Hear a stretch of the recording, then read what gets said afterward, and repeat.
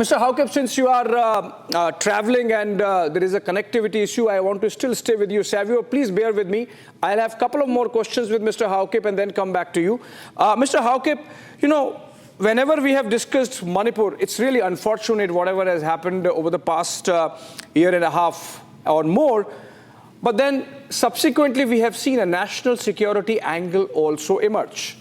Vis-a-vis the Kuki-Zo movement across the border in Myanmar, the linkages, the issue of infiltration. You think that all those issues also need to be discussed, put on the table in right earnest?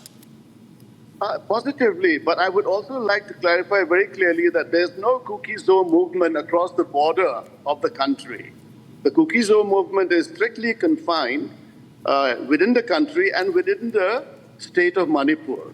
We are not secessionists, we are not expansionists, we only strive to have our voice heard, and our demand is seriously only that we be given our constitutional rights. So there's nothing to be wary of, and the truth will unfold itself when we start talking to our counterparts over the table, across the table.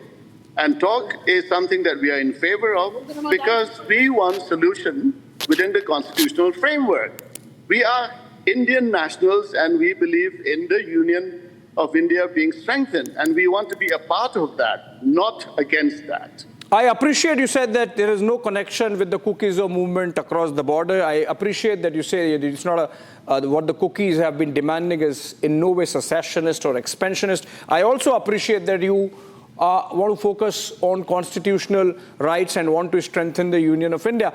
Can you tell us what about this demand of having a separate territory carved out of the hills with some kind of autonomy, with a different capital? I mean, all those demands we kept hearing during the struggle, during the strife. You think that that's something which is off the table now and the focus is on peace and building the relationship between the two communities block by block? Okay, on that count, let us get our perspectives correct again. There's no question of territories carved out or not carved out. It's an administrative arrangement that we are asking for, and that will be within the Indian Union, and everything that is discussed and decided will be according to the norms, the clauses of the Constitution, particularly under Article 3. So there is nothing to be wary of, unless people misread, misunderstand, and all that can be clarified across the table. We'll have transparent discussions on issues. Now, a lot of suspicions are floating around, and there are misinterpretations, misrepresentations, all because there is no talk and people surmising everywhere and expressing their opinion all over the place, particularly in the media.